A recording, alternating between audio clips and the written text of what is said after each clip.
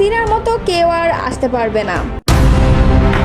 জুলাই যোদ্ধাদের যথাযথ মর্যাদা দিতে হবে, এমনটাই মন্তব্য করেছেন রিজভী।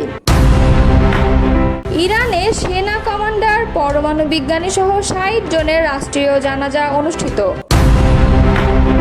ইস্পাহানের ভূগর্ভেই ইরানের পারমাণবিক শক্তি। এতক্ষণ শুনছিলেন সংবাদ শিরোনাম, এবারে বিস্তারিত।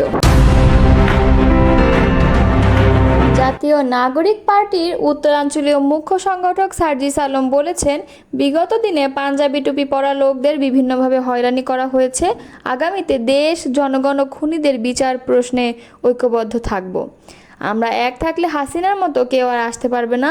যত বড় খুনি হোক, তাদের প্রতিহত করা হবে।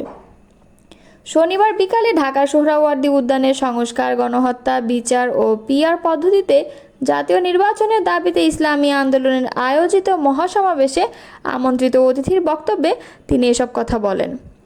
সার্জিস আলম বলেন, কারো অপপ্রচার বা প্রোপাগান্ডায় কিচ্ছু যায় আসে না। 24 পরবর্তী বাংলাদেশে সবাই ঐক্যবদ্ধ। আগামী জাতীয় নির্বাচনে কোনো নির্দিষ্ট দল বা ব্যক্তিকে সামনে রেখে কিচ্ছু হবে না বলে মন্তব্য করেন এনসিপির এই নেতা।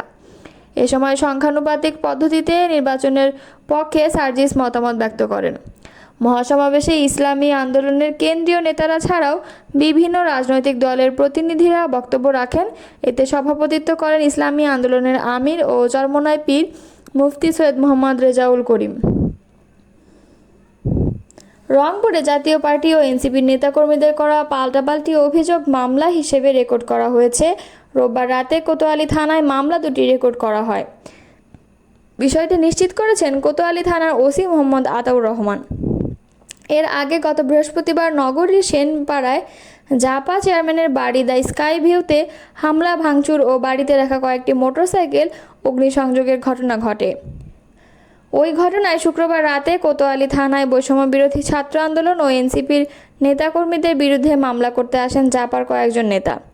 মামলার বাদী হন জাতীয় ছাত্র সমাজের কেন্দ্রীয় সদস্য সচিব আরিফ আলী, কিন্তু সেদিন মামলা রেকর্ড না করে অভিযোগ হিসেবে নেয় থানা পুলিশ।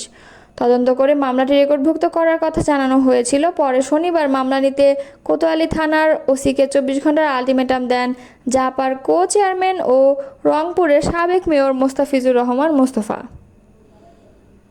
জুলাই আগস্ট গণ অভ্যুত্থানের শহীদ ও যোদ্ধাদের যথাযথ মর্যাদা দেওয়ার আহ্বান জানিয়েছেন বিএনপির সিনিয়র যুগ্ম মহাসচিব রুহুল কবির রিজভী। তিনি বলেন, আমরা জুলাই বিপ্লবের শহীদ ও যোদ্ধাদের সঠিক মর্যাদা দিতে চাই। এই জুলাই আগস্টেই তাদের প্রাপ্য মর্যাদা দিতে হবে।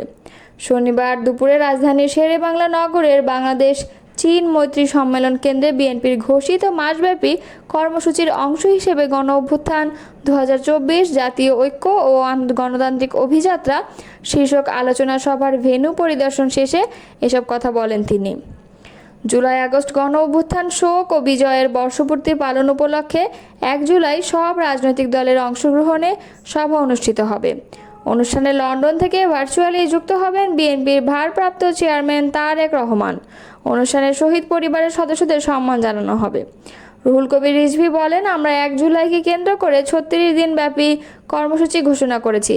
আমরা যথাযথভাবে কর্মসূচি পালন করতে চাই। যাদের সন্তানেরা গণতন্ত্র ফেরানোর জন্য দুনিয়া থেকে চলে গেছেন, তাদেরকে বিশেষ সম্মান জানাতে হবে। সেই প্রত্যয় নিয়ে আমাদের দলের ভারপ্রাপ্ত চেয়ারম্যান তারেক রহমান জুলাই আন্দোলনে সারা দেশের মানুষকে উদ্বুদ্ধ করেছিলেন। রিজভী বলেন, আমি জুলাই আগস্ট গণ অভ্যুত্থান দিবস পালনের লক্ষ্যে প্রথম কর্মসূচি পালনের জন্য ভেন্যু পরিদর্শন করেছি, যাতে অনুষ্ঠান ভাবগাম্ভীর্য সহকারে পালন করতে পারি। অতিথিরা ও শহীদ পরিবারের সদস্যরা যাতে সুন্দরভাবে বসতে পারেন, অনুষ্ঠান যাতে সার্থক হয়। জাতির অনেক অর্জনের মধ্যে জুলাই বিপ্লব একটি অর্জন উল্লেখ করে রিজভী বলেন, আমরা প্রথম বর্ষপূর্তি পালন করতে যাচ্ছি। আমরা এমন একটি ভবিষ্যৎ বাংলাদেশ গড়ার স্বপ্ন দেখি, যে স্বপ্ন সাধারণ মানুষ দেখে। সবাই নিরাপদ জীবন প্রত্যাশা করি। তিনি বলেন, আমাদের অর্থনৈতিক ও সামাজিক সংকট রয়েছে, মব কালচার আছে, এসব থেকে মুক্ত হতে হবে। গণতন্ত্র নিশ্চিত করতে হবে। গত বছরেও আমাদের প্রবৃদ্ধি ছিল 4.2, এবার সেটি হয়েছে 3.9। আমরা সরকারকে সেটি দেখার জন্য বলবো। আমরা তো সমালোচনা করবই, অবশ্যই যৌক্তিক সময়ের মধ্যে নির্বাচন দিতে হবে।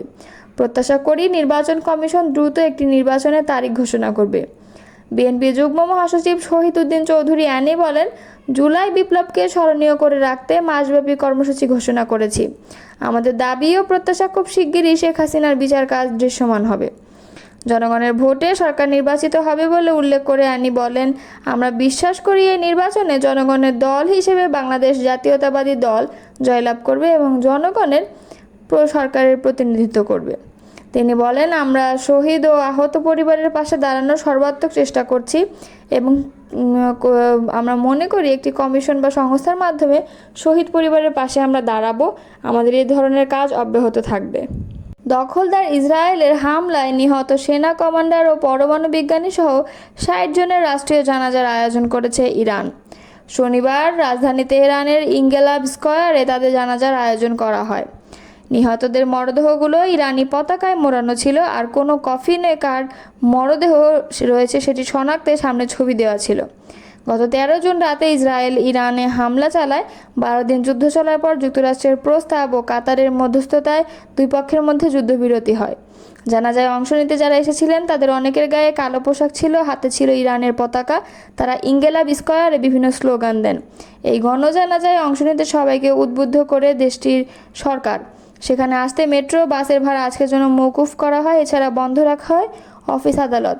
ইরানের সশস্ত্র বাহিনীর সাবেক প্রধান মোহাম্মদ বাঘারির জানাজাও আজ হয়েছে।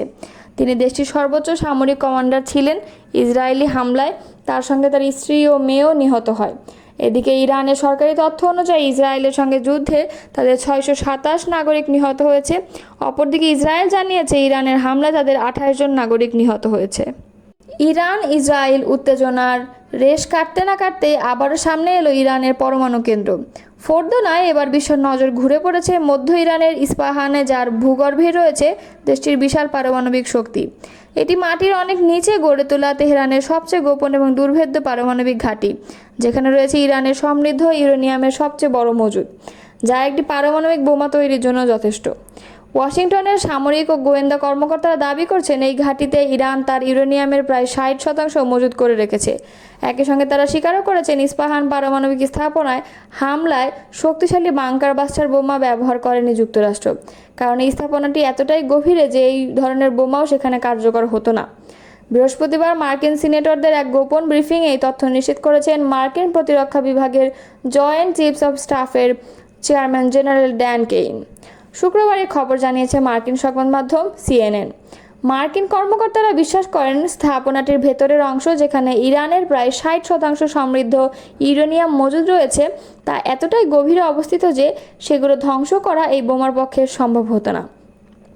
যুক্তরাষ্ট্রের B-2 বোমারু বিমান থেকে ফোর্দো ও নাতাঞ্জ স্থাপনার উপর ডজন খানেক বাংকার বাস্টার ফেলা হলেও ইস্পাহানে কেবল সাবমেরিন থেকে ছোড়া টমাহক ক্ষেপণাস্ত্রের মাধ্যমে আঘাত করা হয়েছে। জেনারেল কেইনের পাশাপাশি প্রতিরক্ষা সচিব পিট হেগসেথ, পররাষ্ট্রমন্ত্রী মার্কো রুবিও এবং মার্কিন গোয়েন্দা সংস্থার পরিচালক জন র্যাডক্লিফও এই ব্রিফিংয়ে উপস্থিত ছিলেন।